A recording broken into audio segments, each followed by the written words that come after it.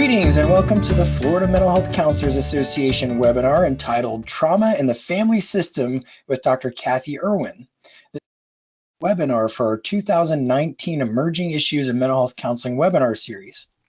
My name is Aaron Norton and I am the chair of FOMCA's Education, Training Standards and Continuing Education Committee, and I'll be your moderator today. Today I'm going to ask some questions about you, our audience, for our presenter by launching some polls.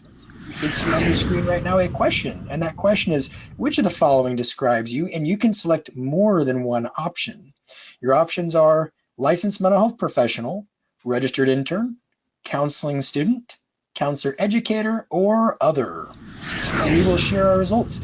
So just a little over half of you are licensed professionals. That means we have a lot of students.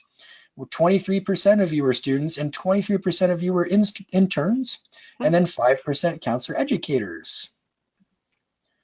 So we will have a second question here for you. This one is, which of the following learning objectives are you most interested in hearing about today? Your choices are: 1, recognize underrepresented traumas in family systems. That's supposed to be, sorry, it's a typo. Number 1 should be recognize traumas in family systems. Number 2, administer appropriate assessment options. Number 3, develop approaches to treat direct and indirect trauma. And then number 4, integrate supportive resources. And by far the most popular was number 3, develop approaches to treat direct and indirect trauma, which 75% of you were most interested in. Wonderful.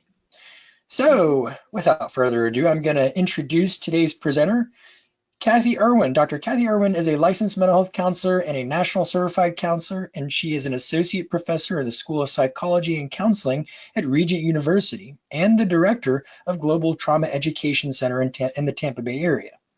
As a certified field traumatologist, Dr. Erwin has led international trauma teams with Green Cross Academy of Traumatology and the Ukraine Project. Dr. Erwin is the author of 6 academic books. She serves as secretary of Florida Mental Health Counselors Association.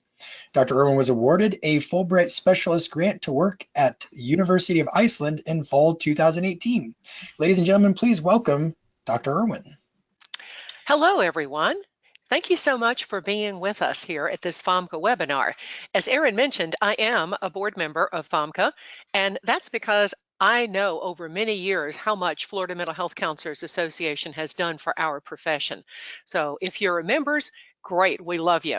If you're not yet members, please think very seriously about our organization. Not only do you get excellent webinar training like this, we've got a fabulous conference coming up and so much more that relates to our professional status. And students, we want you too. The earlier you get involved in professional organizations, as I tell my students, the more you will come to really understand what's going on currently in your profession. And you even get to see something that one of my students mentioned recently, having gone to a conference, was, you know, you professionals are debating some of the same issues about ethics we're talking about in class. I said, yes, we still are. We're always in a learning mode. So thank you for being with me today. Let me turn this. The reason that I got particularly interested in traumas in the family systems was in part a lot of the international work I have done, but also just clients that walk through our office. And one of the issues I saw is just an old-fashioned statement, but it's so true. When it comes to family trauma, the whole is greater than the sum of the parts. And we can occasionally focus on a part of the system or a member or two of the system and maybe not give as much clinical attention as we have the ability to give when we look at the system as a whole. Because trauma creates a dysregulation in every family system. There may be families who seem like they handle it better than others. There may be some who look good on the outside but don't feel good on the inside. We've seen plenty of that. But it will definitely change the functioning of a family system. And often the trauma itself is completely unexpected, and so there's no preparation time for the adjustments that have to be made in the family system as a result of the trauma. And then we see a post-trauma relationship shift, sometimes for the worst. sometimes a breakup of families. There are so many things that happen when the family is thrown off of its base, lost its sense of security as a group by trauma, whether that's the trauma that occurs to an individual or to the entire system. But I really want to focus on the system today. I think that's an area that we very much need. Um, you know, families go through some of the same, some of the same reactions as individuals do when they are exposed to a traumatic situation. They are left with the fight, flight, or freeze reaction, just as individual members do. We can also see individual members approaching this differently. There may be those who want to stand and fight if they think they can. Some just want to get out of it. They want to flee, and others can't do anything. And sometimes that's almost worse than the reaction for an individual, because when they're all in this trauma situation together and they have these different responses, and those of you who do a lot of family systems work, I'm sure you're already in your mind thinking of a family that fits this pattern. There's going to be different responses to the trauma. And unfortunately, at times, that difference of response becomes a negative impact on the family system itself. So instead of pulling together and realizing that we're not all going to deal with this trauma the same, now we're battling over whose trauma reaction is the right one. Very much what we see in grief reactions sometimes too. There can be a denial versus help seeking, especially when you have an enmeshed family, or even a strong family sometime who feels like we know how to do things, we know how to handle things, even if they have a really well-balanced family system. That system is not prepared for this trauma that just hit them. They may be functioning very well with normal disruptions, but something big like a trauma, I don't know any family that's really ready for it. Certainly not the first time it happens. And so they may want to deny rather than seek help. And of course, there's always some folks that play the guilt game and the blame game, which we've seen too in sessions. And those of you who are students, you will see this too. Instead of trying to deal with the trauma and the impact it has on the family currently, we want to blame somebody. And honestly, I think that's a lot human nature. Humans like to close the loop on things. Something happens, we want to figure out what to do, we want to close the loop. And if we can find someone or something to blame, then it helps us make sense of what doesn't make sense. And yet that's not always possible. I've seen this in working with people at trauma sites. If it's a hurricane, you can say, well, it's the hurricane. I can blame the hurricane, okay?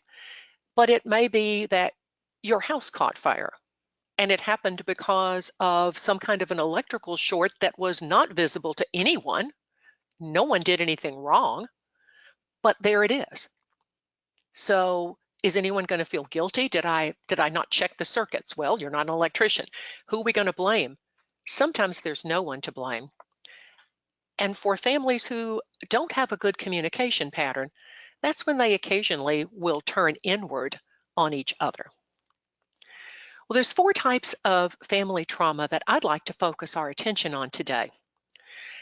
And this is not to leave out, by the way, things like post-traumatic stress disorder as a result of military combat, as a result of crime, sexual abuse, any of these kind of things. Those are extremely important.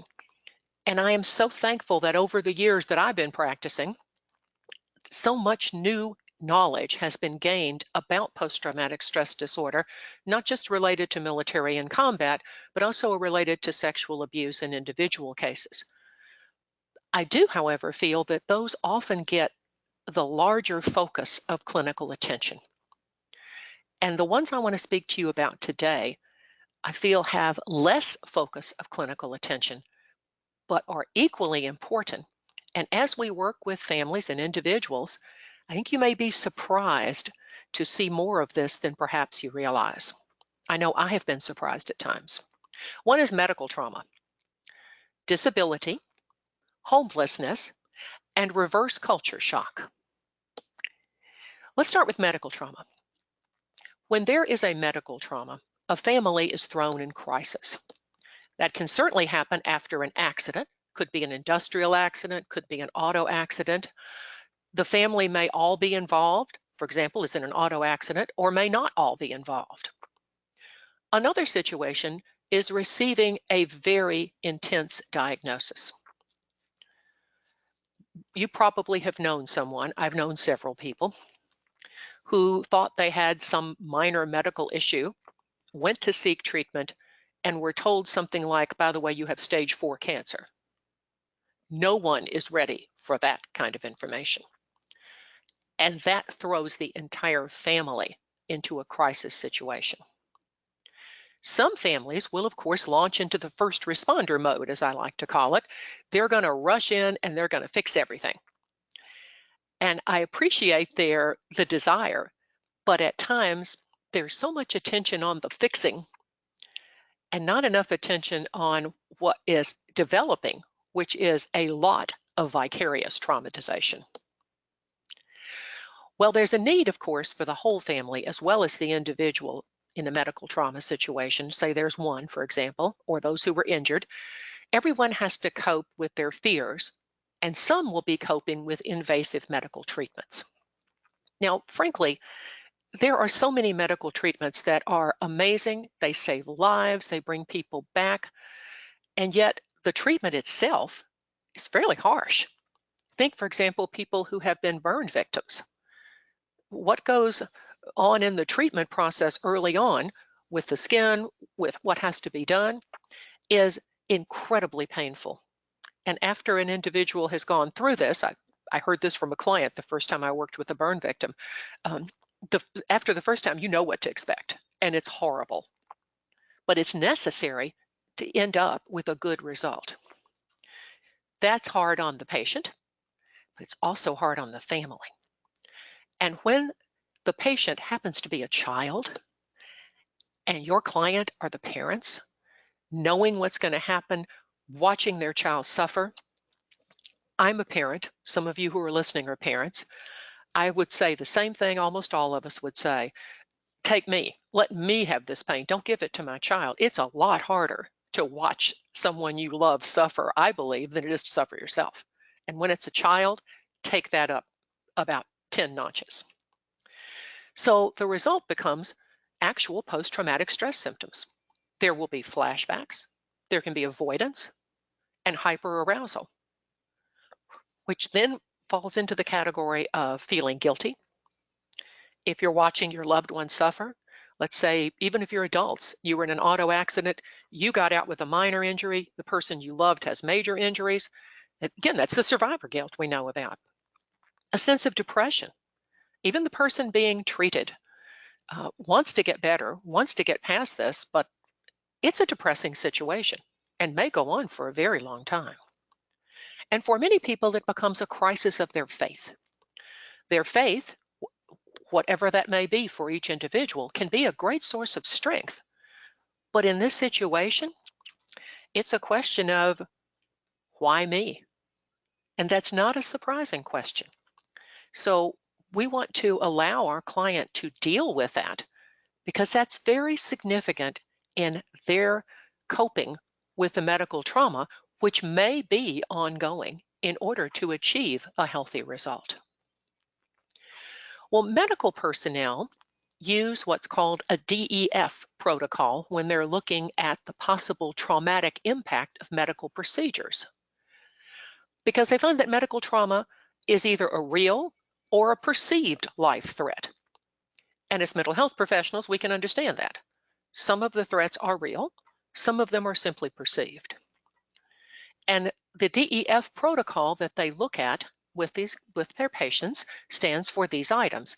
They look first at D, the distress, the level of distress, perhaps by some type of assessment or information gathering, what kind of choices the individual will be faced in making or the family will be faced in making, and how much of an open discussion the patient and or the family are willing to engage in.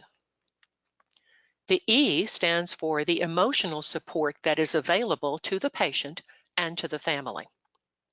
One of the things I have always admired about the Ronald McDonald House system, which exists around the country at various hospitals that where children are treated, and we have that here in St. Petersburg, near where I live, with All Children's Hospital.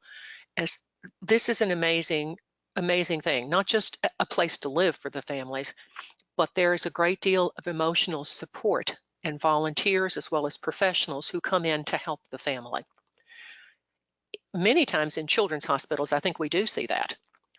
I'm not so sure that we see that as much as we need to see that when the patient is an adult or even an older adult. Emotional support is extremely important. And then the F is for continuous assessment of how the family is coping, looking at their progress or their level of distress and their level of regression. Unfortunately, serious medical traumatic issues, just like other types of trauma, instead of causing a family to bond together to face this, it can cause a family or a couple to break apart. So when we're looking at chronic or progressive medical trauma, there are several factors to consider. The family is being compelled to meet their normal needs with strained resources. Now, particularly if the person who's undergoing the chronic or progressive medical treatment is the primary wage earner or one of the two wage earners, that probably means that income is drastically reduced and may well be so for a lengthy period of time. Debt will build up for many families. There'll be a fear of being able to meet the family's needs because of the strain of resources. There's a necessity for the family to find some kind of balance while dealing with ongoing medical needs.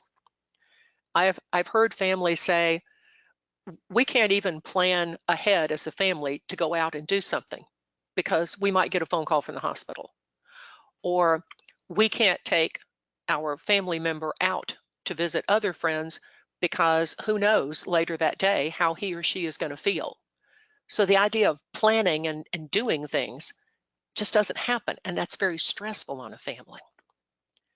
As a result, they have to find a new family norm. And it's not necessarily the norm they want. I don't know any family that really wants to find that new norm, but they do eventually have to come to terms with how to balance that. Another thing that I hear a lot from like one partner in a relationship, if the other partner is the one in medical treatment, is there's an emptiness. The relationship is not the same. Or if it's the parents and a child, then the other children in the family are not going to get as much time and attention from the parents as they did before, because the time is being strained for the medical process and being there for the child who is going through the treatment. I always hope that they will come to a resolution, even though it's a change, and not a suppression of feelings. Sometimes there is one or more family member, and occasionally it is the parents who want to indicate strength. I admire that desire. But in so doing, it's we don't want to hear anything. Don't say anything negative. Don't complain that I can't go with you to your sport game because your brother or sister is sick and you have to be okay with that. Well, after a while, children are not okay with that. They also need their parents, and yet the parent is torn. So finding that resolution with things are going to be different, but we don't have to push it aside and sweep it under the rug like, oh, it's really okay and we all need to be okay with it. It's not really okay in terms of being the same. They can, if they are willing, look at these differences, look at what is possible, talk openly about it, and probably in counseling is the safer way for them to do it, frankly, and revive the family identity. We're not going to be exactly the same as we were before.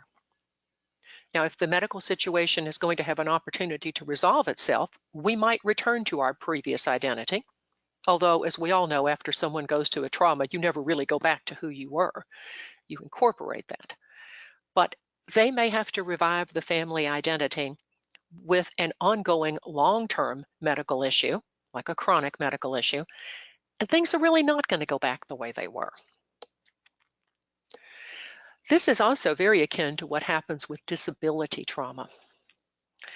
Disability, I think, is definitely underrated on the trauma scale. Disability often happens as the result of an accident or an injury. Things are fine 1 minute, 30 minutes later, they're not. And life changes instantly.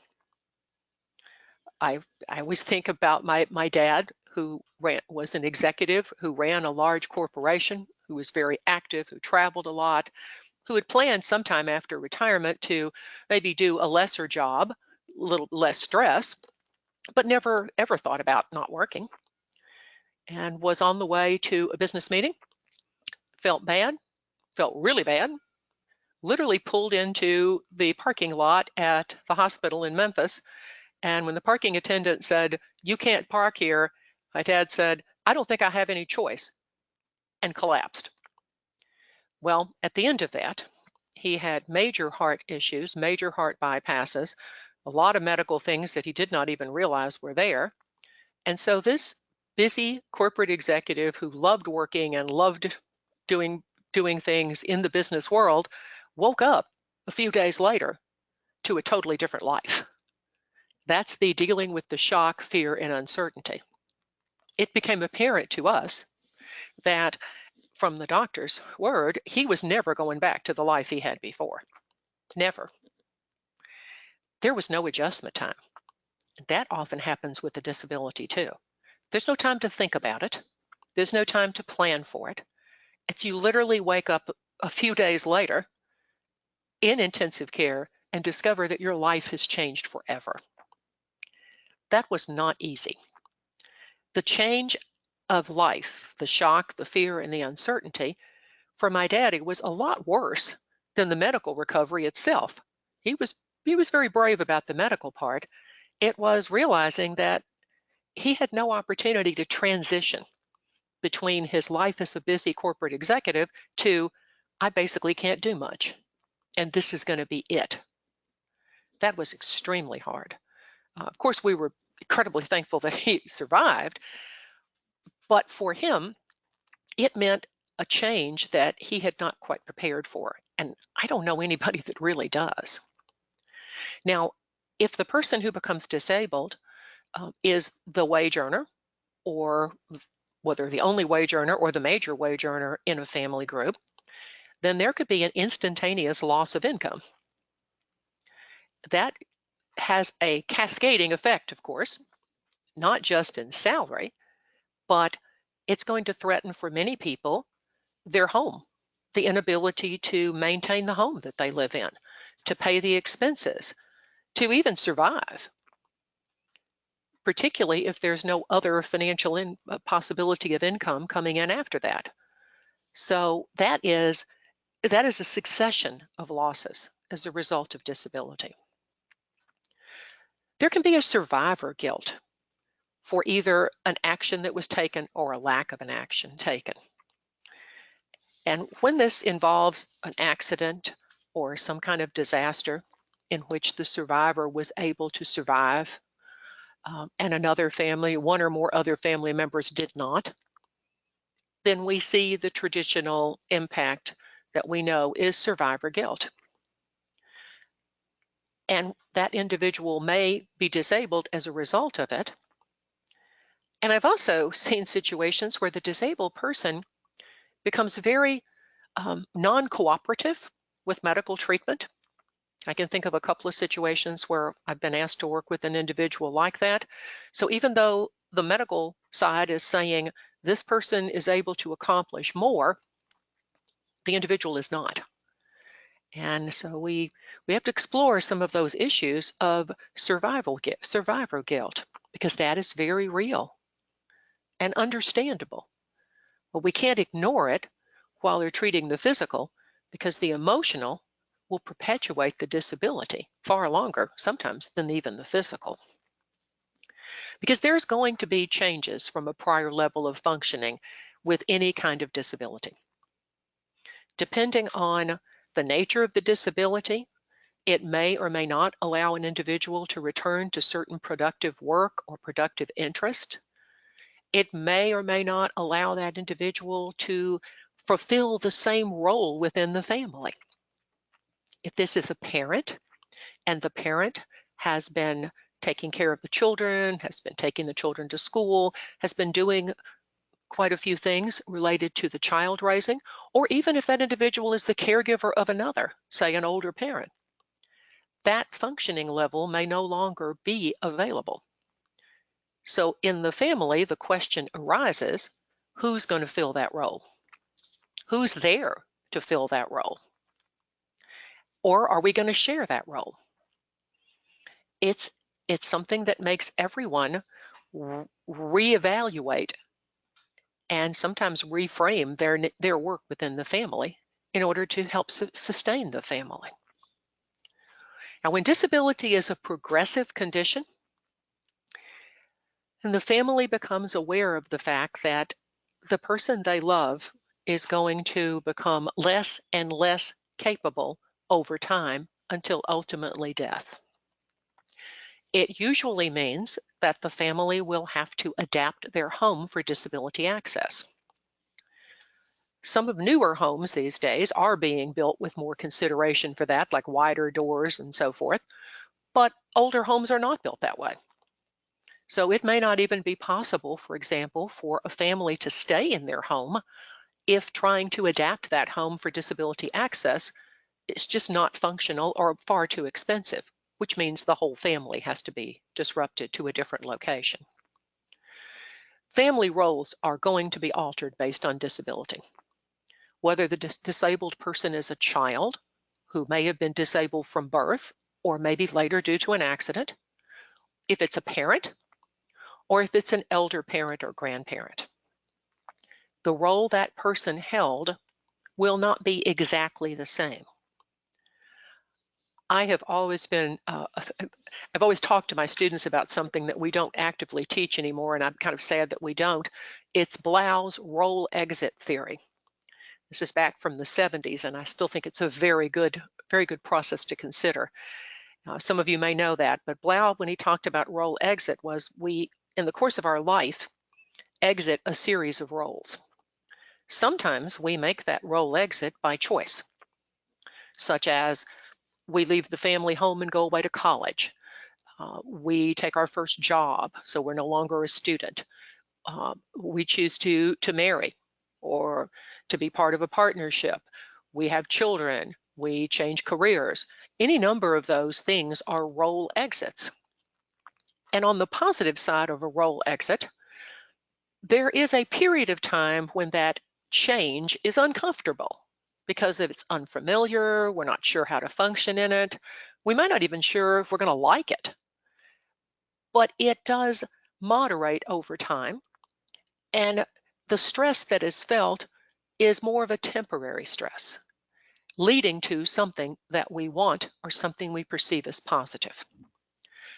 The other side of that is the role exit, which was not planned, not wanted, and definitely disruptive. Those are the ones that are the most difficult to deal with. Just like what my daddy went through in a matter of minutes, going from being a busy corporate executive who loved running this company to a person in ICU, and then eventually leaving as an individual with far less abilities physically than he had before that moment in time. That was a role exit that was very hard. And you will find that a lot with people who experience disability, particularly, I think, adults, where it's illness-based, accident-based, something of that nature that just really, nobody's prepared for it. Nobody wants it. It's not a role exit that a person may even feel is going to lead to something more desirable. It all seems undesirable and unable to go back from that. So within the family, when there is a family member with disability, there's going to be shared caregiving, ideally shared caregiving. What happens in reality is there's usually one person who is the primary caregiver. And if that person is also working, parenting, that becomes very difficult. Now, caregiving in a family can go both ways.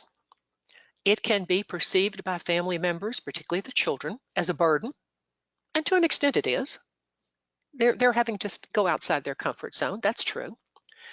Others look at it as a blessing, as an opportunity and a thankfulness to still have this family member alive and with them, even though they're going to have to work a little harder to help that individual with even activities of daily living.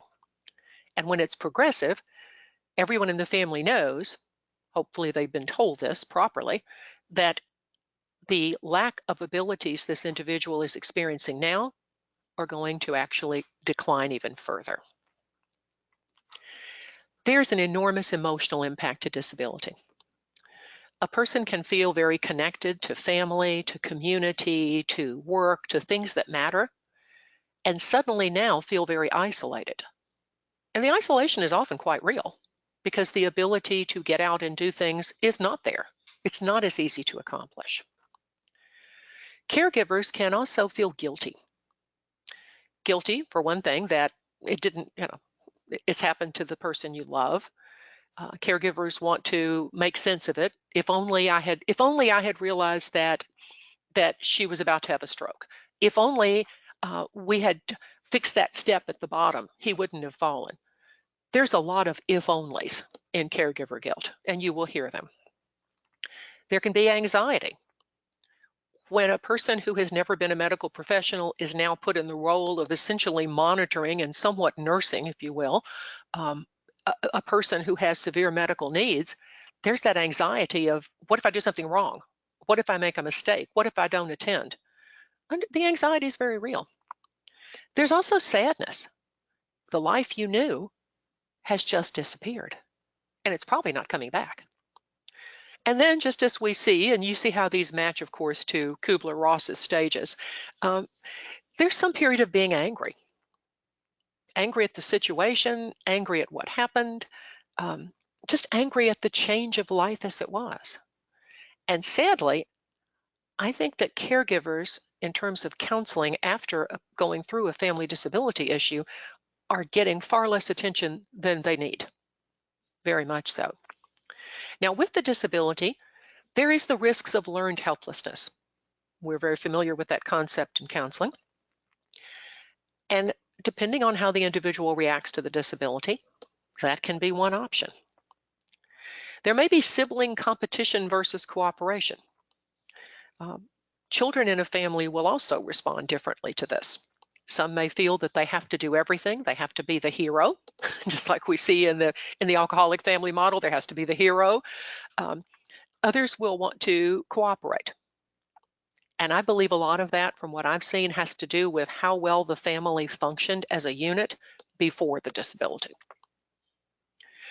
There is an impaired family identity.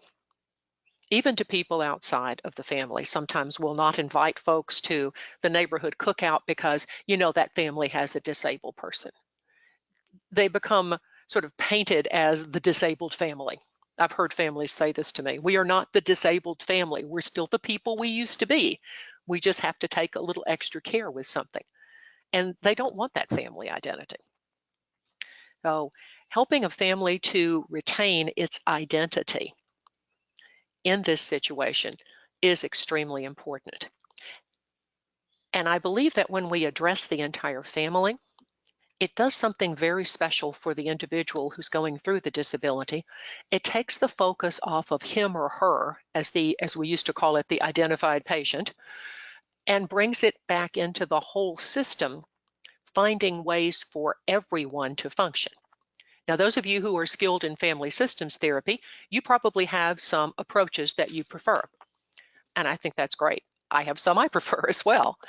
And I'm also going to talk a bit about some creative therapies in the second portion of our webinar today that I think you could consider integrating along with your favored or chosen modality for family therapy. Let's turn our attention to the suddenly homeless. Homelessness is a problem that, truthfully, not all of us see that much. Depending on where you live and whether you are blessed to be in a good neighborhood and have resources for your family, you may not see that very much. but there are always places in our town. I know in some of the downtown areas and other places near where I live, you see many homeless. There's a loss of a job is often the precipitating factor, perhaps a loss of their home. There's a lack of stability within a family, and they lose their sense of community. There are multiple losses in homelessness. The numbers of homeless families with children is rising rapidly. Last number that I saw was about 1/3 of the homeless, if you look at this nationwide, are people who have children, they're families. It's not just one individual walking around with a shopping cart, it's families. 83% of homeless children have been exposed to violence toward their family or within their family. Homelessness is a very intense survival. There doesn't seem to be any end. And because they're not protected, maybe they're on the street, they're in a tent, they're in an old car, they're very vulnerable to violence from others or even from other homeless individuals. People are scrambling for scarce resources. And when there are children, they're looking for ways to feed their children.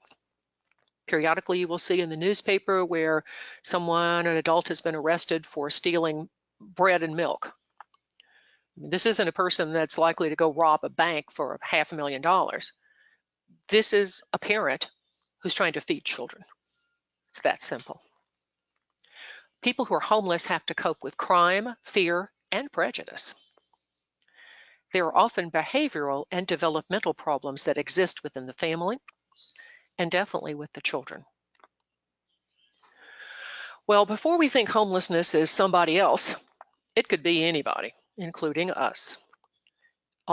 Homelessness after a natural disaster, I think, is an underappreciated concept.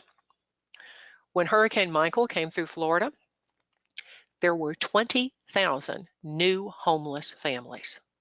These are not people who have ever been homeless. They were never on the street. They had houses, they had jobs, their children were in school. They had no desire to roam the streets like a nomad. They just lost it all. 20,000. And pay attention to the fact that these are new homeless. These are people who had never been homeless before. So they don't even know how to be homeless.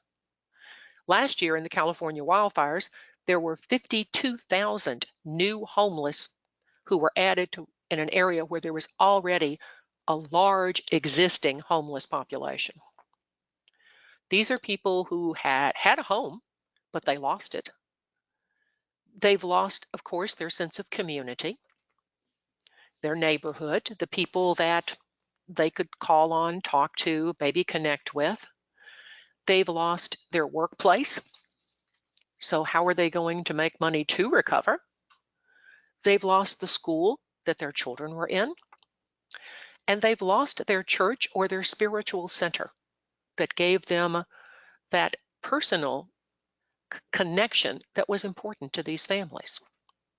And I put in the statistic on Hurricane Michael purposefully, just so we remember that this isn't something that happens somewhere else. This isn't some big city problem up north or something out in the wildfires.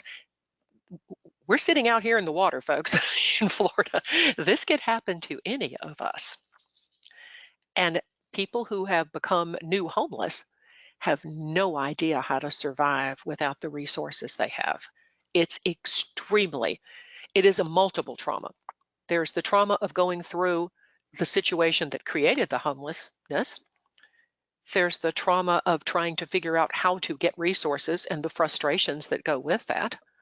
And then just the everyday trauma of where are we going to be? How am I going to feed my children? What's going to happen tomorrow? It's a constant source of uncertainty and re-traumatization day after day after day.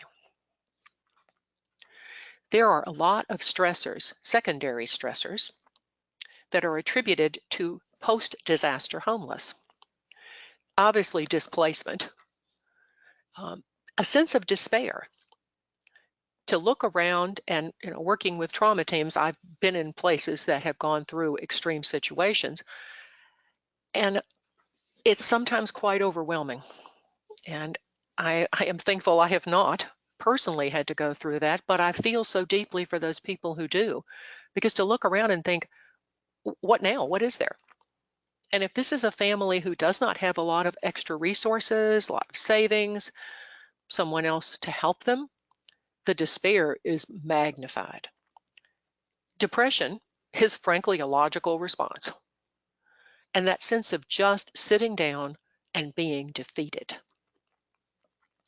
The post-traumatic stress reactions that may have happened, for example, with the hurricane, with the wildfire, with fleeing, whatever the situation was that precipitated homeless, just continues.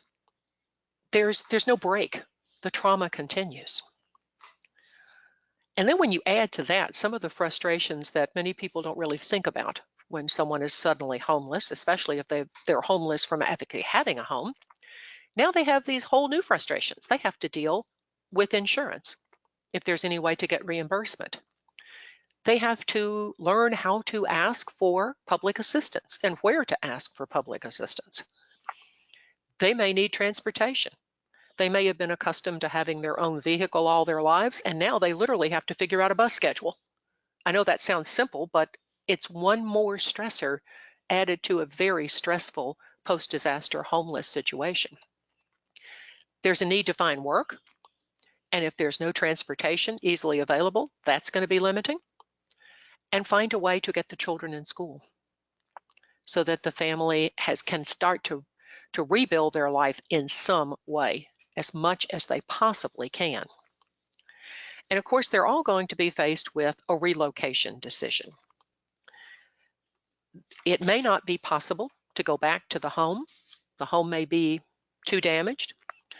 It may not be possible to have a home rebuilt quickly because of all the processes that we have to go through trying to get the funding, or if there's no funding. So it falls then to the family to decide, are we going to stay here and try, or are we going somewhere else? And where else are we going? Are there family and friends that can help? If so, that's great. If not, where are they going to be? How are they going to get there? What are they going to use for resources? So during this time of incredible stress, there's also a great risk of trying to numb the pain. People who are homeless get a lot of criticism for alcohol abuse, sometimes drug abuse. And yet, if you look at what's going on in the background of their lives, they're just trying to numb the pain because it seems like everything is literally hopeless. And of course, we know from a counseling perspective, when you are hopeless and when you feel helpless, that is literally the breeding ground for depression. It's understandable that individuals, as well as the entire family, may have reactions of depression within the family system. Let's also look at reverse culture shock. Maybe some of you have had this experience. And it's interesting when I talk to families, military families, corporate families, missionary families about this, they say one of the pervasive questions is, where is home? Particularly from their children. They don't necessarily have the same sense of home you may have. Now, you may say, okay, home, if you want to talk about where I grew up, for me, if you want to say, where's home? Home right now is Florida and always will be because I love it here. But if you want to ask where I grew up, what was my first home, that would be in Memphis, Tennessee, which I have left long, long ago. And I'm perfectly happy having left and gone to Florida, very happy, especially in the winter. But my sense of home now is where I am. Well, and where my family has been built. Well, for military families, corporate families, and missionary families, home can be a lot of different places. Now, we often think about this with military families, but I also want us to focus on the fact that missionary families go through this as well because they go through a type of deployment, and even corporate families. Now, out of those three groups, there are times when corporate families may be relocating, and because of the status of the wage earner, live actually very well. I mean, maybe even live somewhat to the similar to the standards that they would live in the US. So it's not that they're going to a disadvantaged type of lifestyle, but they are going to a very different environment. So I always like to bring up the corporate community because I think sometimes they get ignored in terms of reverse culture shock, just because a person with a high status corporate job may live in a very fine location or even in a compound where there are other Americans. But that doesn't mean that they are out of the issue of reverse culture shock, or are their family members. When there is deployment and reentry, if the preparation for these two situations has been done well, it makes an enormous difference in their sense of return. Because when people move away for extended periods of time or are sent to locations, sometimes sent where you don't necessarily want to go, it's easy to lose a sense of what is home and to be immersed in a new culture, which has an exciting opportunity for it. But at times, there are just simple things that people miss, things that you can't get where you are, things that will not feel like where you've been. And so the culture identity has to shift. That in and of itself is a stressor. It's exciting on the one hand to have an opportunity to live or spend an extended period of time in another culture, but it also provides stressors. And that's a stressor that impacts the entire family system. The stressors will differ, of course, by age and by the level of responsibility. I've seen this a number of times with families. Very young children are usually fairly okay. Wherever you want to go is fine. But as they get older and they are in school, or definitely in high school, they have formed relationships. They have learned what is their norm. They have found a way to be centered in their environment. And now, because of mom or dad's jobs, they're having to pack up and move thousands of miles away, where you can't visit for the weekend. Your friends can't come over. That's very disruptive for children. And by the same token, that disruption falls over into the family system as well. There are adjustments that our families have to go through. And this is another phrase that was told to me by a family who was experiencing some reverse culture shock, is that they felt trapped between two worldviews. And I thought that was a very effective way to describe their situation. And I noticed, or have noticed among families, one of the key factors has to do with who initiated the move. Now, it may be that mom or dad are in the military, in which case the military initiated the move. Although to the family system, it's mom or dad initiated the move, because we wouldn't be moving if mom or dad weren't in the military. Same with corporate, same with missionary status. With people who are doing missions work or doing humanitarian work, feel very strongly about giving of themselves and their time to do that work in a place that's not as comfortable. That doesn't mean that every one of the children has the same sense of humanitarian desire and may not be happy about it at all. The move usually will reflect a lot about power and status within the family. How is this going to function? And how well are the parent or parents doing in talking with the children about this? Rather than just coming home and saying, oh, by the way, guess what? We're moving to wherever. It's, this could happen. This might be upcoming. It's really bringing the whole family into the situation. Where there is a very dominant family style, where mom and dad rule the roost and the kids just do what we tell them to, that is an even bigger issue in a family system. So a lot of it has to do with whether there is only an individual commitment to the reason for this move, or is the family committed to the reason for this move? When the family shares the commitment, or at least appreciates the commitment, it's much easier for them to work together than when it is the individual who is going because of duty, because of promotion, because of desire, because of whatever. It's so much better when the family can have a shared commitment. Not that they all agree, but that they have a shared appreciation for the commitment. And that speaks to the level of interfamily support, because everybody's giving up something. Now, their sense of loss could be temporary, or it could end up being traumatic. I have seen that occur in families where moving to a place that is dramatically less advantaged than the world in which we live.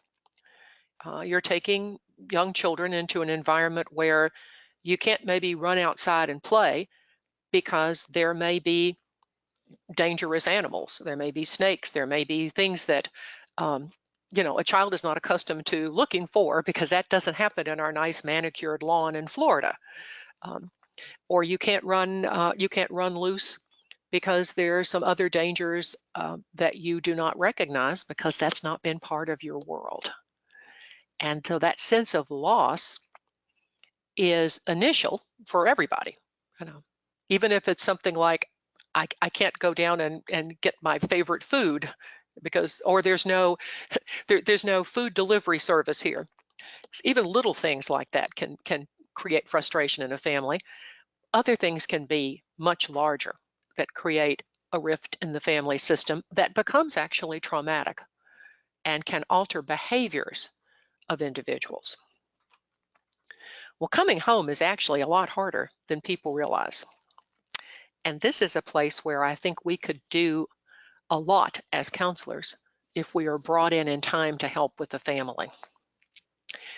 When a family is going to be deployed, whether it's military, corporate, humanitarian, pick your reason, doesn't matter. Ideally, the organization creating the deployment needs to have some preparation for this family. Reality check, it doesn't always happen. So one of the things that I've suggested to families, and that you all can do with families, is to teach them some type of stress inoculation technique. We know a number of them as counselors.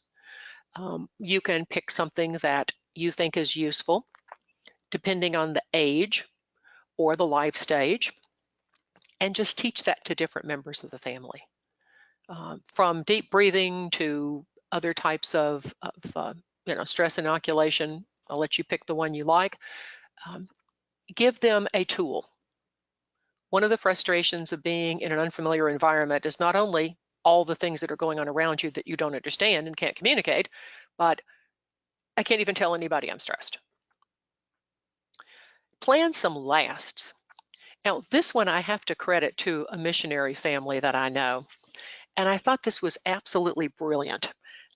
This family, their children, had primarily grown up in Papua New Guinea and had been home a number of times, but at one point the children were older, they were teenagers, and they were going to be leaving this particular location for long term. And the children had made friends there.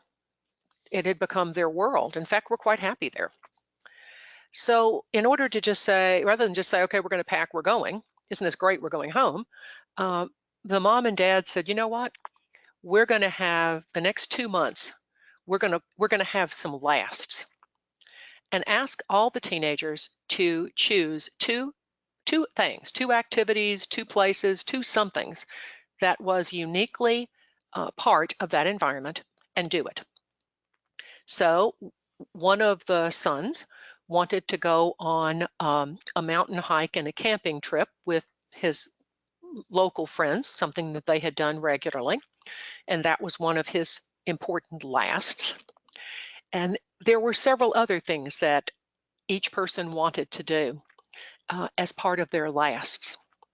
And I thought that this mom really needs to go to mental health counseling training, because she has got some instincts that are fabulous. They not only achieved, each person had 2 lasts over that 3-month period, and then they came back as a family and talked about their lasts and how it felt to do the last, and how it felt to know that some of these things that were done in that environment as last really weren't ever going to happen again when they came back to the States, because it wasn't exactly going to be the same. And I thought these parents did such an exceptional job. Instead of just getting excited about, oh, goody, we get to go back to the States, it's like, yeah, but there's things here we love too. And really encouraging the children to have that time of kind of letting go. And frankly, I couldn't have made a better suggestion if they'd asked me. So I like to pass that along when I talk about reentry challenges, because I know these children, the children of this family. 2 are in college, 1 has finished college, and they made the transition very well. One of the 3 children still greatly misses friends from that environment, greatly misses the environment itself, and after college is very possibly going to go back for an extended period, which sometimes families have to realize that's going to happen. There needs to be a specific transfer routine. How are we going to accomplish this? Are we going to, all go together? Or sometimes in the case of military families, it's necessary for the military member to move first, and then the family follows, or the military member even comes back to the States and the family follows. So the transfer routine may not be at the choice of the family, and that definitely requires some preparation. The family meetings, I've always been big on the concept of family meetings, to just put it out there and let people talk, and even to openly seek counseling. If the organization that is deploying or returning this family does not offer any kind of counseling about the reentry or the reentry challenges, then I suggest that the family do so on their own. Now, when you're reentering, even if you go away for an extended period yourself to do a particular project, when they're not prepared, there may be a delay in the family seeking counseling. They need to learn as a family that everybody's response is not going to be the same. Some of the children may be delighted to be home, reconnecting with old friends. Maybe the younger children, for example, who have very little, if any, memory of living in the States, will be angry and frustrated and unhappy. I know another family who their 2 youngest children were born when they were living and working over in Russia quite some time ago, before a lot of the things that have happened in today's world, but they were living there. They were teachers, and the youngest child had started school there as well. And when they came back to the States, this little child was the most disruptive of all. Hated school, hated the friends, hated the routine, hated everything, was so angry that this was not what she considered her norm. And I think the parents didn't realize this, what they tell me, until after the fact. They thought she didn't remember enough about, leaving. It wasn't going to be that bad, but oh yes, it was that bad. So while the older children were generally happy to be home, they were teenagers, this little child who was a kindergartner didn't want to move, was happy. That was because that was the world she knew. And so that was her norm. And now we were asking her to go to a new norm. That family wasn't prepared, and they realized it after the fact. Sometimes we have to give people some grace over guilt. Again, members are going to respond differently. Open discussion times, absolutely. Be the kind of family, I encourage, that allows the children to be angry. Say, I don't like this. I don't like where you're taking me. I don't like that you're dragging me around. And let them speak what they have to say. Ease into the new routines. Moving into a new country, even if you're coming back to your country, there's different routines. There's different pace of life. That's something, even if you've traveled a short term to other countries who don't run at the same pedal to the metal pace that we do in America, just coming back feels weird. It feels unfamiliar. It feels like, what's going on here? So ease into the new routines. There's something that I've used, I call a rolling family journal. I've used this for years with a lot of different family situations, and I think it works well here too. Occasionally, family members, there's one that won't talk, there's one that won't stop talking. Some families do well at family meetings, some families don't do well at family meetings. You all have seen that, I'm sure, as I have. So I suggested this years ago out of utter frustration. And I'm guessing some of you have been in practice for a while, as I have occasionally come up with a good idea because you just ran out of ideas. And this one was a trial. That's what this one was. I asked a family that just had a hard time talking without really getting in each other's face to have a journal, to set that journal in the kitchen, for example, since pretty much everybody goes to the kitchen, sit it on the kitchen counter. And the request was that every day there would be a topic. And I appointed someone to do the first topic, and then they would share the topic. And it might be moving or returning, or, we're not getting along, we don't agree, whatever it is, whatever the topic is. And each family member was required to respond in writing at least once every day. There was no accusatoriness, there was no unkind words, it was just honest response. And you could write more than once, but you had to write at least once. And of course, the family balked at first. Doesn't that always happen? But I had a family that I really wasn't sure they were going to do this, to be honest.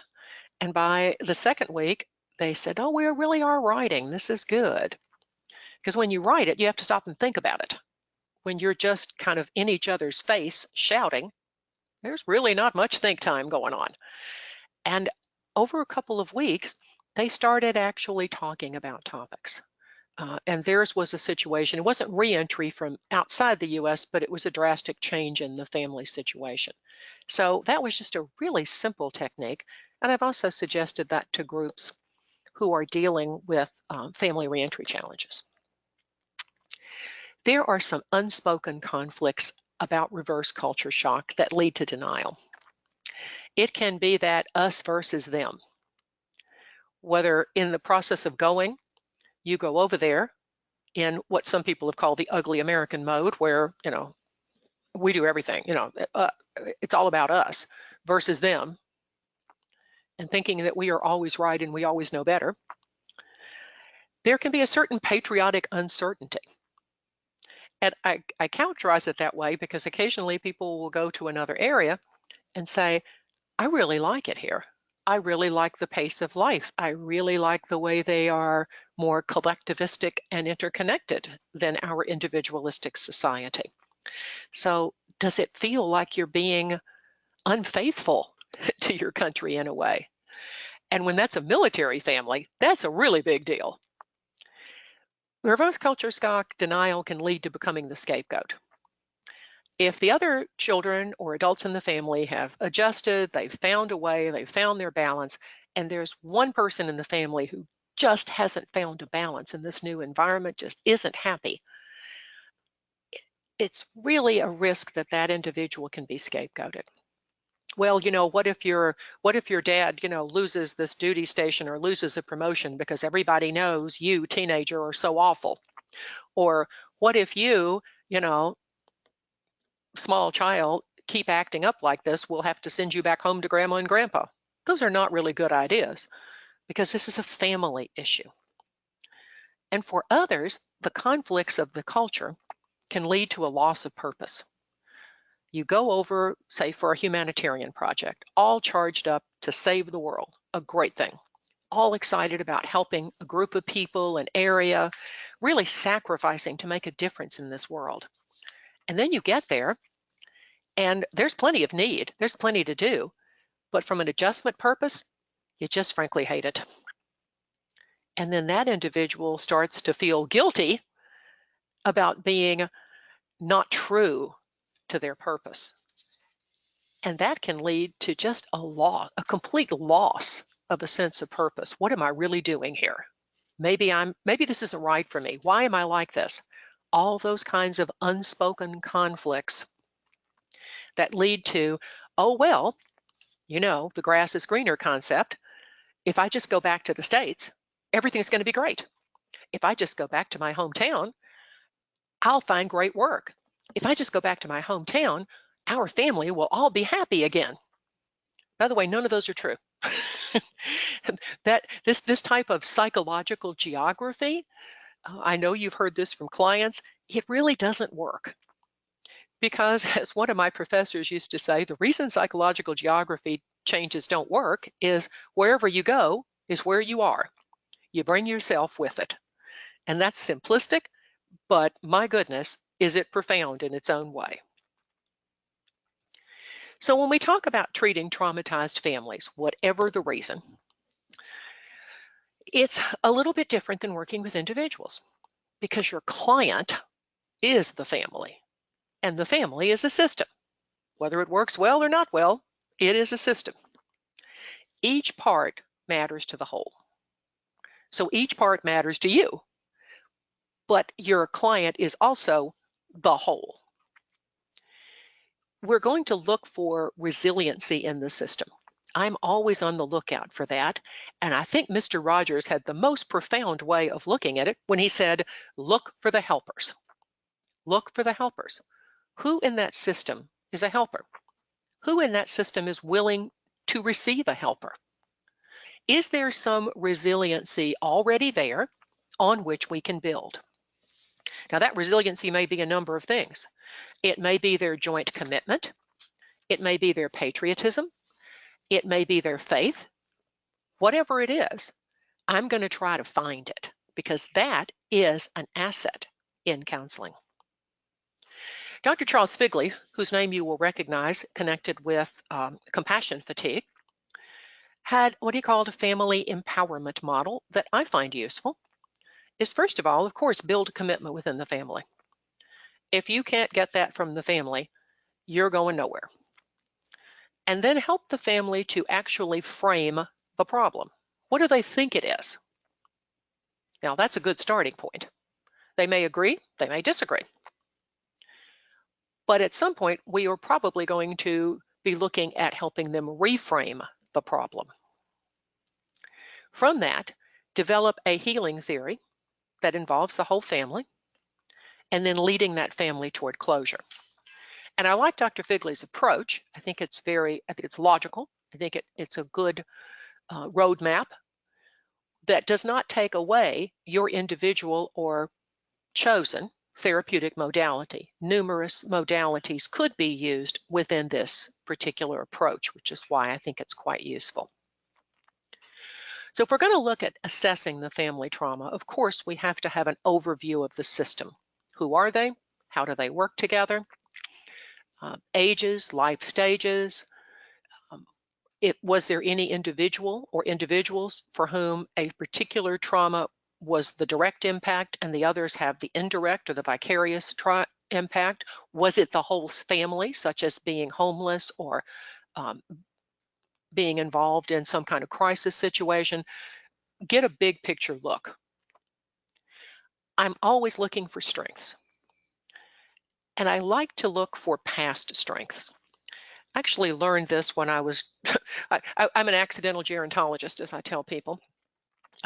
I was asked to do a group at an elder care facility, and I went out and did my straight up Corey, and it fell flat. So I made adaptations. But out of that, one of the important things I discovered with older adults was looking for past strengths as present coping skills.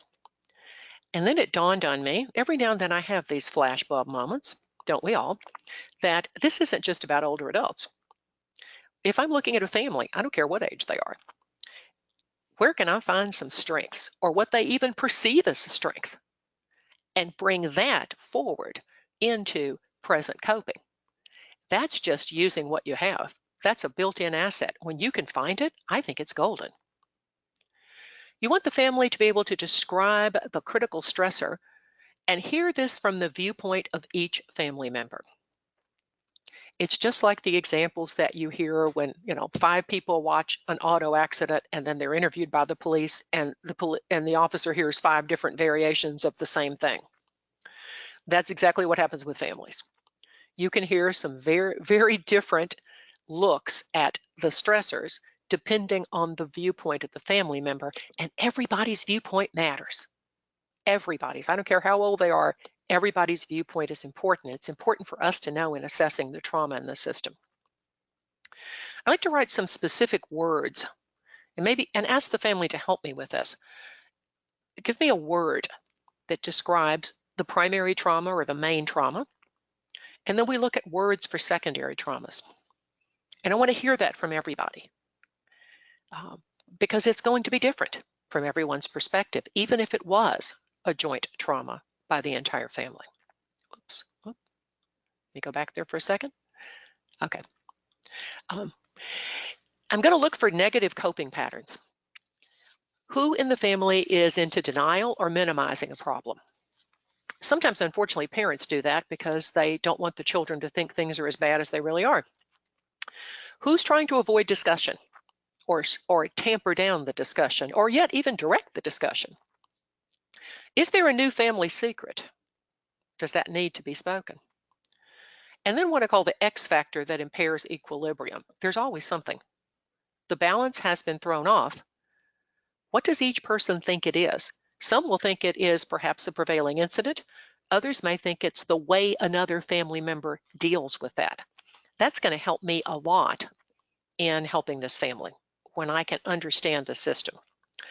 You know, for those of you who are students who haven't done this yet, family systems therapy is absolutely, any kind of family work is absolutely fascinating. But you need to be a really great multitasker because you've got all these people at one time and it will stretch you. There's another model that Hill had for analyzing family stressors and resilience. Some of you may be familiar with this. It's what I call an oldie but a goodie. And he calls it the ABCX model. And he defines those as this. Look for the event that disrupts equilibrium.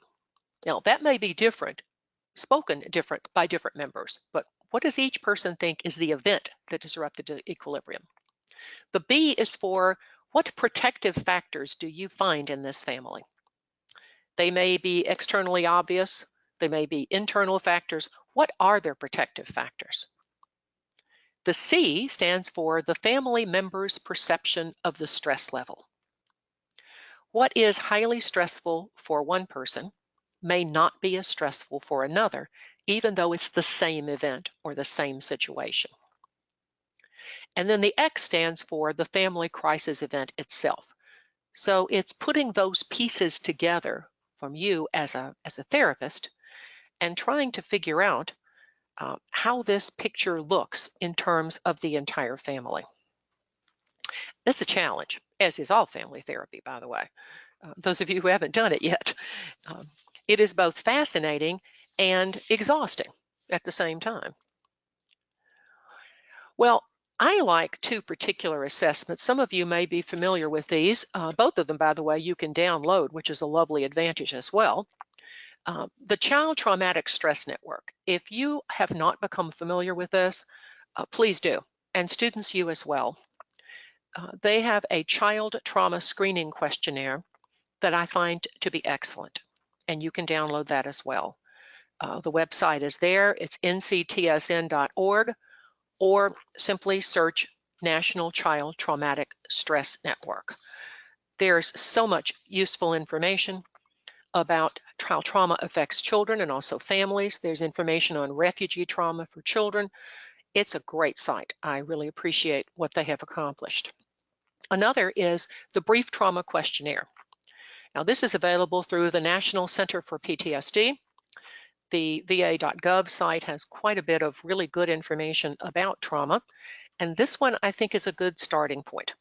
There are a variety of trauma assessments. Many of them are purchased. You have to purchase. A few of them are available as this is, but I find this at least a good beginning point. And then from that point, decide whether I feel it's necessary to go on to another level. This I feel like just gives me a launching point to understand something more about the adults or the older children in the family.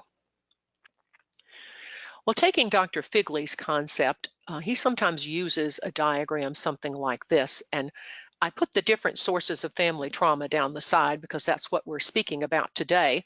If you were working with the family, you would only potentially be looking at one of these. But he likes to look at the impact of the trauma in three different perspectives. That of each individual, that of the family system as a whole, or how the family articulates it, and how this trauma may have impacted an entire community, which of course in things like hurricanes or fires or weather trauma would definitely be something that you would find as a community-based trauma. Other considerations we have to have is to be attentive to any diagnostic concerns that are shown in any particular family member. It may be that the next step is getting specific therapeutic attention for one or more family members who are showing some very serious diagnostic concerns. That needs to be done also. With medical trauma, we need to develop a coordinated care approach. And I do believe that there is a lot more acceptability that is coming to pass in the medical community by incorporating working with licensed therapists to assist in the medical trauma issues.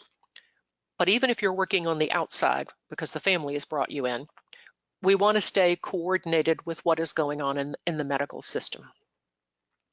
We want to choose evidence-based family system approaches always, and you probably, those of you who are already therapists, have some that you prefer. But I like to add some creative therapies. I find that these really make a difference, and with a group or a family, just opening it up and getting out of that sometimes shouting match or he said, she said, let's kind of turn that around and get people involved in something else. And here are my preferences, especially for trauma. I call it the wonders of the sand tray. I love sand tray work. I really do. I think it's great for individuals or for families. It's very interactive, it's very tactile, and it's very imaginative. You can work individually with sand tray, or you can do group sand tray. You could do it with families. It's really interesting, I think, with a group or a family, because instead of everybody sitting down and being prepared, of course, they're all competing for your attention and your approval, is that now we're taking them out of that mode. We're passing over that critical editor that we all have in our head, and we're getting them to make a visual representation of situations in the family. And those visual representations, such as what's shown in a sand tray, can allow for some what ifs or some if then. We can literally have one larger sand tray and have the whole family to participate in this process. They may look at the sand tray and I may talk about, let's create the situation, or where you are right now even. Where are you right now as a group? Let's see what you say. And ask other members if they agree with that. How would they alter that? How is the relationship? It just takes them away from that constant talking and wanting to be heard over the other person to putting their attention into creating a visual representation of the family. I love it because I can't look at them in their house. I can't see what's going on, but I can see a lot about what's going on with this sand tray. It is an evidence-based technique, and I think you will find that this is very useful with the family, maybe having the children to do this. Now, adults are really funny. Adults will say, well, I just don't feel like playing. I go, well, good, we're not playing. This is therapy. And you'd be surprised how rapidly they get into it. And then we talk, of course, about the meaning. We sometimes look at where the people in the family are placed in relationship to each other. Or maybe have them create the post-trauma reaction or the post-trauma place that they felt the family was. So we can also do a real and ideal with that. There's just so many variations on sand tray that I think are spectacular. Well, you can also have the family or an individual tell a story of a situation by using what I call image therapy rocks. These were created for me by a student. I am not artistic in that way. And we were talking about trauma and we were talking about images. And of course, there are some professional therapy things that, you've seen, the TAT cards, the Rorschach, and so forth. But I was talking about, kind of creating an image. So the student came back, actually this is one of my Ukrainian students when I was teaching in Kiev. My student came back the next day and handed me a handful of rocks and said, what if the rocks had pictures? And I was thrilled. I said, oh my gosh, this is fabulous. So one way to use what I call therapy rocks is where you have images on them. Now, if you're not artistic, maybe you have a child who is or a friend who is, but you create different kinds of images. And I would allow an individual or family members to say, each of you, here's some rocks. Can you pick one that expresses who you are right now? Can you pick one that shows your feeling? And if you'll notice on these rocks, they're very different. Look at the picture of the girl. She has no mouth. That's often chosen by people who've gone through extreme trauma. They felt like they could not be heard or they could not call out for help. Look at the picture of the individual above that. Could be male or female. It's not distinguishable either way. But the eyes are not there. Like, I don't want to see what happened. I don't want to know. I have a whole set of these and they're spectacular. So again, if you're artistic and you want to use that, that's just another way to have everybody in the family choose your image rocks, and then we'll talk about them. I think it's also good for kind of breaking the ice, because everybody's coming in to talk about trauma and everybody's all intense and they've all got their story. And just kind of pause a minute and let's go at it from a different way. I like to use rocks to develop a family genogram. Now, I have to credit Green Cross Academy of Traumatology, from which I learned this approach. You'll see on the left-hand side, they're just rocks. I got them at the craft store. All different kinds of rocks. You want different kinds of rocks, different sizes, different colors, and that's it. These are plain rocks. What you see on the left is a representation of the genogram that you see on the right. What you're going to get when you sit down with these rocks. And when I showed this while I was serving my Fulbright Specialist grant at University of Iceland, I think I have the social community all shaken up over there because there's a lot of excitement about using rocks. This literally will create a family genogram. And you start out by saying, choose a rock that is you. Now you can do this with an individual, you can have the families. Choose you, or each family member choose you, choose your rock. If you're doing it with several people, then ask one person, place yourself here on the table.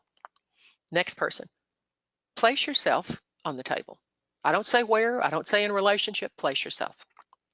What you get, I would say 9 times out of 10, is a literal picture of their relationships. Notice here, at the top, there's what you see on the other side, Tom and Jane, they're a baby boomer couple. So they put their rocks close together. Well, out to the side, this is the older child. Over to the right-hand side are the dependent grandmother and great-grandmother. And then down below, you see the 2 children. Now, these 2 children are actually the children of the rock above. But he feels alienated from the family. He doesn't feel welcome. He came home after a breakup, brought the 2 kids, and of course, grandma and grandpa are very busy being parenting, but he's still that overgrown kid that didn't quite get it right. And so he feels outside the system. It's amazing what you're going to see in family genograms. I did this 2 weeks ago at another therapist conference, and I just picked someone from the audience who said, well, I don't really know. What do you want me to do? And I said, I just want you to do what you want to do. And she said, well, I don't really have a story to tell. Oh, yes, you did, because she got into it. These rocks are representative enough. You pick your rock you want, but you'd be surprised what you're going to see a genogram. Now, I love family genograms. Some of you in family therapy probably do too. But handing a genogram form to a client or sitting there spending time to fill it out isn't very exciting. It doesn't always tell me a whole lot because, again, the critical editor has been engaged. This way, they're so busy focusing, that critical editor is off to the side. And boy, what do I see?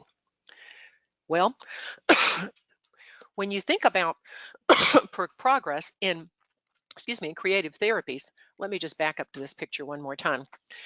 After you look at the family, before I go to the progress section here, you can talk about what if scenarios. Okay, so here is this family that you see on the other side.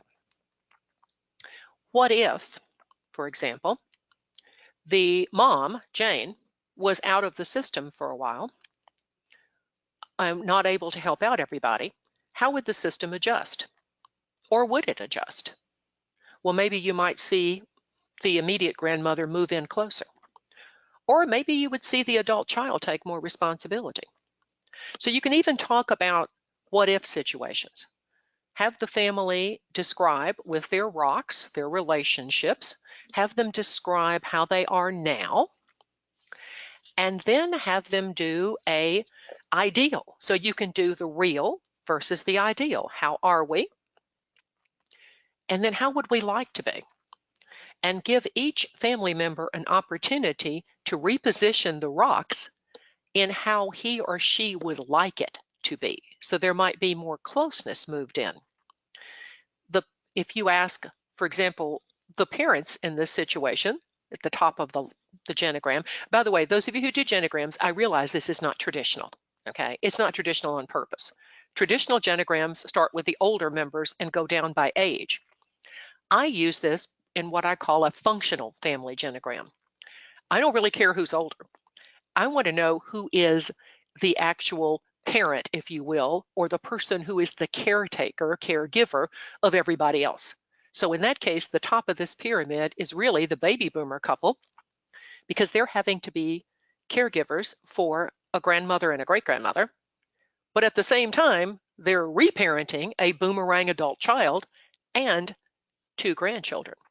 That's why it doesn't look traditional. So before you all say you didn't get this right, I didn't get it right on purpose. I call this my multi-generational functional genogram, because I'm looking for relationships. Now, if you add some other people into that, in this situation, this couple may have another child, another adult child. In fact, they do have another adult child. It's a sister for Eddie, who is independent, working, managing life well on her own, not married, does not currently have children. But if you ask about other family members who are not in the house, these people are part of the household, one of the questions is who else might come to connect with your family during this difficult period and be of a help to you? Pick another rock. In this case, it's the daughter. Okay? How will she appear in this system? And actually, if you did that with this particular family, you would find that the daughter would be somewhat in the middle between the parents and the niece and nephew, actually very close to the niece and nephew. And when that happened, I asked, and I ask of family, this is different names, but comparable family, I see that this adult daughter is very close to niece and nephew. Why?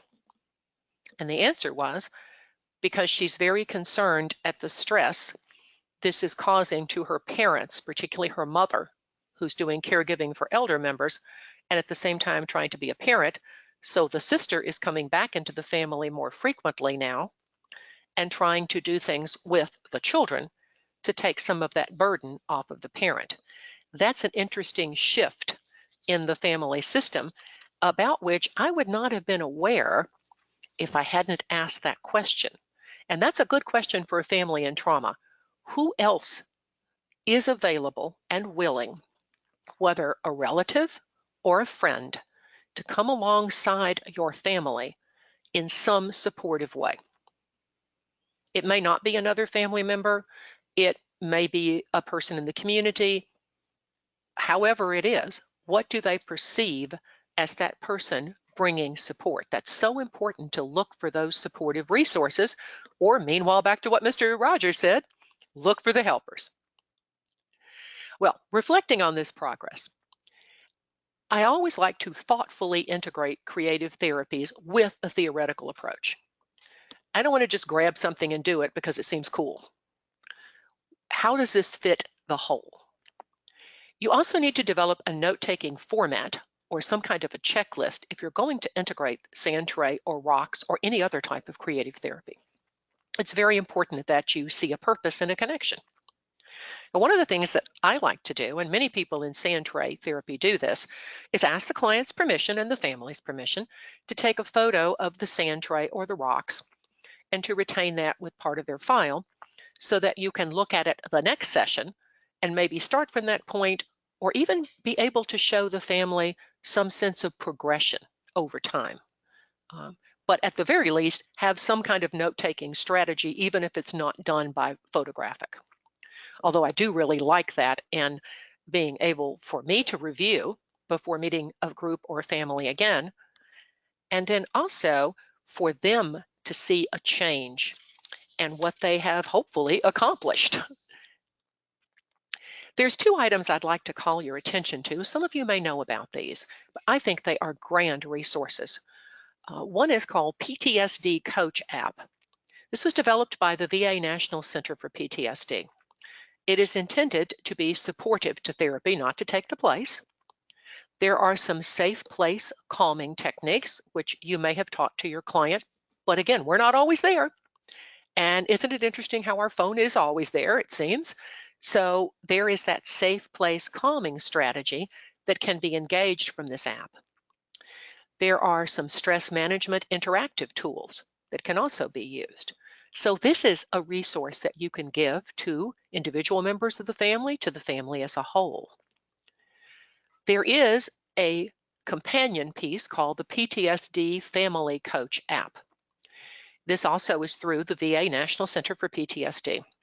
And this gives resources for family members. And this is particularly focused to family members who are helping an individual who is going through the PTSD himself or herself. Now, it may be that several members of the family might find that app that I just showed you the more useful if each of them are in this point. But then there are other supportive members of the family who would benefit from seeing these resources. There are stress management tools that supportive family members can use because it's stressful to be a support for a family in trauma, for individuals in trauma, for those going through medical trauma. It's stressful. And there are family members who desperately want to help, but they don't necessarily know how to help. And worst of all, they don't recognize how much compassion fatigue that each of them can experience by helping. I just love the way that Dr. Charles Figley describes compassion fatigue. It is so elegantly simple, and that is the cost of caring. Family members care deeply about another member, and they want to help, but they don't recognize the cost of caring. And it's a big one, and it's hard. And when the situation goes on, like with medical trauma or disability that we've spoken about, that stress is not really going to stop. It may alter at times, but it's not necessarily going away. This app also gives families some PTSD treatment information, just so they understand some of the concepts and some of the approaches that might be part of a treatment situation. That really helps families too, so that they don't feel as much out of the loop when their loved one or more than one a person in the family is going through PTSD. For, I would say, probably most families, when there is one or more family members experiencing PTSD, the understanding of that is very vague. You hear it talked about out in the dominant culture, but what it actually means to live in that family scenario and how that person's reactions can be unpredictable, can be difficult, can be frightening within the family system. I think if there were a better knowledge base from a lot of families and understanding what it's going to take and the coping as well, there might be less breakup of families due to post-traumatic stress disorder, or isolating the family member who does have PTSD, or more than one family member who has PTSD. It's a really great resource, and I encourage you to use it. Just to remember, there's two. There's the PTSD Coach app for individuals to be supportive to therapy. It does not in any way suggest it's a replacement. But I like this one and the other, the PTSD Family Coach app, because they've been developed by a good, reputable source. I frequently look at the App Store for various issues that I might, again, recommend to a client or to a family, because many of them are free and they're easy to access. But I like to be very discerning about the source of the app. Some are better than others. Some are more professional than others. And so I want to be very careful about what I recommend. In terms of family resources, it's very important that we connect families who are going through uh, traumatic situations, medical, disability, homelessness, or reverse culture shock, with some kind of an appropriate resource. Now, within your community, wherever you live, I encourage you to at least once a year, that's always been on my January checklist since I started practicing years ago, to look around my community and first of all, update any resources. I like keeping a list of local resources that a family can go to directly, whether they are governmental resources, school resources, faith-based resources, humanitarian resources, whatever they are, that a family might be able to connect with for support. If there are good support groups in your area, I would like to add that. But I've always been a little picky about that. And I like to visit, if possible, if it's acceptable by the group leader, I like to visit a support group before I recommend it to a family. I want to be sure that if it is intended to be a professional resource, it really is led by a capable professional. And if it is intended to be a community support group, it is support and not people trying to play therapist. That's never a good idea. So it's been my habit to really check these out before I recommend them, to be sure that what I'm recommending will be supportive to a family and not disruptive to a family. Some other resources that you can find for your families are the National Child Traumatic Stress Network that I mentioned a moment ago. The information there is absolutely amazing. There are also some fact sheets that you might even want to give to a family that deal with various ages, young children, kind of middle grade children, teenagers, about trauma issues, about individual trauma issues, abuse issues, school shooting issues. Many areas of trauma are covered there.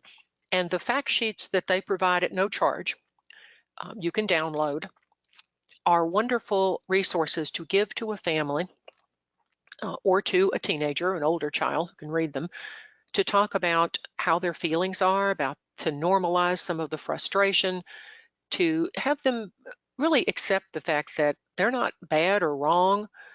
Their reaction is their reaction, and then help them to gain the support that they need, but also somewhat the understanding. I think psychoeducation occasionally is underutilized by some therapists. We want to just get in and get the work done. And I guess if you're a trauma surgeon, that's a really great idea. You don't want to sit around the emergency room and explain what you're about to do. You want to get busy. But for us, I think we really need to engage that rapport along the way. Another resource, the National Center for PTSD, which is at ptsd.va.gov, has a great deal of resources related to PTSD, more really for adults, but still quite useful. On the issue of reverse culture shock, the U.S. State Department at state.gov has another wealth of information about which many people do not know. If you have a client or a family that's going to be moving for a deployment, for military, for humanitarian, for family work, these are great resources to talk about in helping them prepare for reverse culture shock. First of all, the culture shock they're going to experience going. But what everybody forgets or does not recognize is the reverse culture shock of coming back is what is so underestimated. And that's an area that you can help them to prepare with. And the National Alliance to End Hopelessness, that's another resource, homelessness, sorry.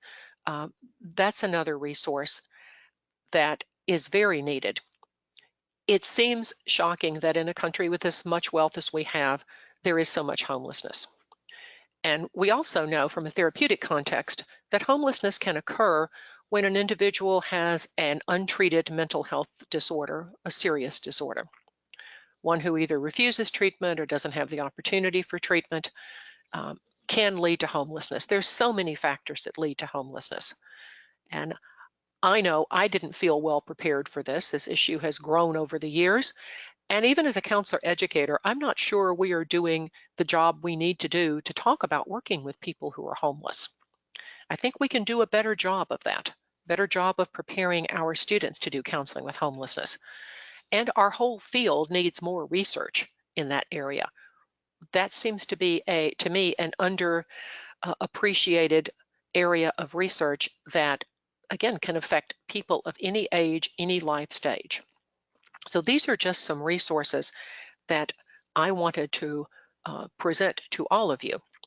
Now, at Global Trauma Education Center, just for a moment to share with you, we do teach in these various areas about compassion fatigue, psychological first aid, and disaster stress. Treating traumatized families. We spend a weekend talking about treating the traumatized family in the HEART model. And of course, as you can probably guess, I love creative therapies. And I also love emotional freedom technique, you will know as EFT for trauma. And one of the reasons I love it in particular, even over EMDR, is that I can teach an individual some techniques that are take-home techniques because I'm not there every time there's a trauma reaction. And then we also talk about grief and loss and reverse culture shock. So we would love to have you connect with us if you have any interest in that regard, whether it's professionals or also students. We welcome you in the training as well. We do deploy internationally. I will be in Cameroon next year. What's coming up in July, I guess. So there's a number of things going on with that, but we never know when a disaster situation, a community trauma will happen literally right in your own backyard. And that's why I think it's so important for us to be prepared for this and the impact on families. Well, Erin, I wanted to get some interaction with our attendees, so I would like to pause at this point and allow some of our questions to come in, because I'm really interested to hear what the questions are and any thoughts that are brought forward by our attendees. Can we have some of those questions? All right. Yes, we have a question from Ashley, and this question is, in regards to sand tray with the family, do you recommend any books or videos that showcase this the best? Questions that should be asked or meanings within the sand. I'm very interested in this and would love to learn more detailed information regarding this if known. Yes, there are. I tell you, I have learned a great deal from a wonderful group called Southern Sand Tray. And let me look up. I just found them somewhat by accident, and I am also now a member of the International Sand Tray Association because I wanted to learn more by connecting with sand tray therapists. You'll see two different discussions about this. Let me just put this back up so it has a nice background. And you'll see the term sand tray and sand play. Sand play is something that originated in, I believe, either Germany or Switzerland, and it's a very highly regulated, it's kind of like the EMDR of sand, if you will. That's my colloquial description. So they'll even tell you what size tray you can have and all that. Sand play, there's an International Association for Sand Play Therapist, Sand Tray Therapist, sorry, which is what I'm a part of. It gives, it encourages licensed professionals and students who are learning under supervision to incorporate your theoretical orientation within that. So I would say that is a great place to begin. Southern Sand Tray Institute and the International Association of Sand Tray Therapists. As far as books, what I see mostly is a lot of really good journal articles, because those tend to get out a little bit faster, and talk about what's exciting in the field. So I encourage you to give it a try. I think you'll be surprised. I also carry along what I call my portable sand tray. I used to do this when I worked at some other locations, a shoebox size sand tray. You can't fit as much, but be surprised what you can fit. In fact, let me go back to this picture. You'll see one of my shoebox sand trays. So you don't have to have like a big giant thing in your, where did I find it? In your office that takes up tons of space. I'm trying to get back to this picture so you can see what I'm talking about. How did I miss that? Okay, I missed that. Never mind. It doesn't take up tons of space. It can be something simple, and you can start out simple. And then you want to collect miniatures. I know I have this picture somewhere. You want to collect miniatures that represent the different there we go. That's what I was looking for. Notice there in the plastic container, I used this for a training group that I did for our trauma center, and we're using smaller shoe boxes that you can easily carry around, or if you have an office, you can have a freestanding sand tray. You will get a little hooked on collecting miniatures. That's probably the biggest downside of sand tray therapy. But I think you'll find that adults are so funny. Adults are like, well, I don't know. I don't feel like playing. I don't know if I want to do this. And once they get in it, it's like they just hook their brain to the sand tray, and you're just sitting on the side, kind of like the observer, and occasionally interject something. I can't really tell you how amazing it is without you seeing it. I will say this, that I'm going to do a short demonstration of this at Florida Mental Health Counselors Association in one of the sessions. So please come by for that session. You'll get a little sense of that. Nice shameless plug for the FOMCA annual conference coming Hey, up. Without a doubt. Well, we have two more questions that have come Sure. in. We have Juliana, who asks, speaking of books, because we know that our counselors just love reading, do you recommend any books to read regarding family trauma and PTSD? I am, there's quite a few good ones. Of course, I think the granddaddy of trauma in general is Bessel van der Kolk. He has several books, and The Body Keeps the Score, I think, ought to be required reading for everybody, as well as some of the books by Dr. Charles Figley. Now, he has a few books on family trauma that are a little older. They're probably 7 or 8 years old now, but it's solid material. Dr. Charles Figley. Those are two that are among my favorites. All right, so the next question is from Sally, who says, with the rock therapy, do you paint them yourself or do you buy them somewhere? I am not so crafty and not sure that I can make them nice enough to use in therapy. I am not a rock artist. I'm a cake artist, but that's not good for therapy. No, I actually, when I got back to the States, the first set was given to me by one of my students in Ukraine, and I brought them back, and I found a young artist who was willing to do something very different, showed these to her, and I actually pay her to do them for me. If you happen to be artistic or have a friend who is, you can inspire them toward what you're thinking. One thing you want in your rock collection is you want some generic images like water and sun and rainbows and mountains and just generic things, trees. Then you want some, like you saw in the pictures, some individuals, some people. It might be two people together, a variety of things that would allow a person to make that connection. And I say find an artist, find an art student. And the other thing that my student who gave me the first set of rocks said, be sure that when you do have these, you put a gloss over them. It's something that artists use. You can get it from an art supply store. You put a gloss over them so that, first of all, the paint doesn't wear off over time.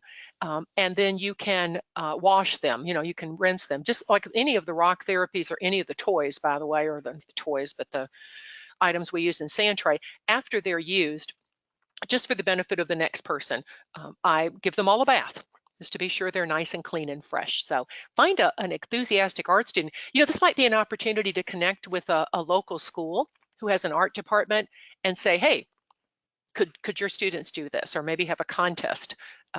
If you want to email me, I will be glad to send you a couple of pictures of some of the rocks we have that might be an inspiration. Well, you heard it right here at FOMCA, folks, how to paint, bathe, and gloss rocks. You never know what you're going to learn in therapy, do you, Erin? That's right. I don't see any other questions for now, but folks, please feel free to continue to enter your questions into the questions box and we'll collect them throughout. Mm-hmm. Well, one thing, let me just kind of wrap into something before you get toward the end, Erin, is I encourage this among students as well as professionals. Students may think sometimes once you get out of school, you know it all. Those of us who have been out a while realize that we just barely know it. This is such a wonderful developing profession, which is why conferences like Florida Mental Health Counselors Association conference are not just a way to get CEs. We could clock those a lot of ways. but by being at a conference and really interacting with people. Like if you want to come to my sand tray session, and I hope many of you will, you're going to literally see this. You're going to get to touch this. You're going to get to be involved in this. Um, and of course, I love discussing this, but you're going to really talk to a lot of people who are out doing creative work. And over the years, we have all had to find ways, work through problems, do things that we didn't know how to do before. And hopefully many of you have written about that so you can share it with the rest of us. Please write about it. When I first started doing geriatric group therapy, there were 2 books out there, 2, and I went to meet both of the authors. Now part of that literature is mine because I had to go out and learn something. So when you've learned something, even what I've learned with the rocks and the sand tray I did not create, but some of the things with the rocks my colleagues and I have developed over time with trauma counseling, share it. We all need to know. Please share it. Any other question come up, Erin, before we? All right, I don't see any other questions, but oh wait, never mind. Here's one. What day will you be presenting at the conference? Ashley asks. Ashley asks, I believe it is Thursday, Ashley. Did I write that down on my own calendar? I'm fairly sure it's Thursday. But FLMCA also already has a complete listing of all the excellent presentations you're going to get to see. All you have to do is go on the Florida Mental Health Counselors Association website, look for our conference, and you will literally see the entire options in conference. The worst part about that is I can't be everywhere because I would like to be at about 4 sessions at one time. That's the hardest part. So here's the trick. Bring 3 friends and all of you go to a different session and compare notes. That's the really great way to get the most out of this because there is so much I want to see at that conference and I'm only one person. But you're going to have fun at Sand Tray. I'm just saying, you're going to have fun at Sand Tray. I'm sure they will. And, every year the annual conference at FOMCA grows and grows and grows. Whereas to be quite honest with you, a lot of the annual conferences that I've gone to for many years in a row have been shrinking every year. So the programming just gets better and better and more people keep coming every year. We have about outgrown the hotel that we host our conference in at this point. So it is a tremendous event. I strongly encourage you to go if you haven't gone already. So go to fomca.org to check out information about our annual conference. Well, unless we get any other last minute questions here, I'm going to give you guys an announcement. We hope that you will join us for next month's webinar, which is entitled Mindfulness Applications for Clients with Sex and Gambling Addictions with Dr. Rory Reed. It's on Friday, December 13th from 2 to 4 p.m. Eastern Time, and to register, visit fomca.org. Also, for those of you who may not have heard earlier, make sure that you complete that webinar evaluation form. It's going to appear on your screen after I am done talking and we close out the webinar. If you miss it, you'll have a second opportunity because you'll get a link to that survey and a follow-up email in just a little bit over an hour here. Please complete the evaluation form within the next few hours so we can input your information into CBroker tonight or tomorrow morning.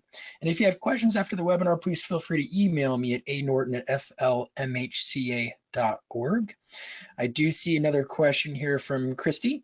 How do we sign up for one of the trainings through the Global Trauma Education Center? Dr. Erwin, do you have a response for that? Yes, let me get you to the, here we go. You can email us. You can go on our website, first of all. Let me put this slide up from the current slide, it'll be easier to see. You can go to globaltraumaeducationcenter.org. We're part of the Tampa Trauma Education Center, and there will be registration. We do registration online. You can see the new schedule. We're starting in January, and then you can register online. If you have a question, there is an email block there to send an email back to me. If there's any question you have that I can help with, I'd be happy to. And we'll be training in January, February, March, April, and May. We usually take a summer break because I'm on a deployment with Green Cross. And you are welcome to come to any or all of our training sessions. And if you want to bring some colleagues with you, that would be great too. I didn't realize until just now that you have your education center is in Largo, which is the same city that I'm in right now in my practice. So cool. Yes, it Come is. by sometime. We had to move locations out of Tampa. That's why we kind of rebranded a bit. But it's very easy. You just go across the bridge, you get on Ulmerton Road, and it will take you right there. All right. Well, I don't see any other questions. So at this point, I'm going to go ahead and conclude the webinar. I want to wish you all a very happy and fulfilling weekend. Dr. Erwin, we really want to thank you for sharing your time and expertise today. And we'll look forward to seeing you all at our next webinar. You have a good one.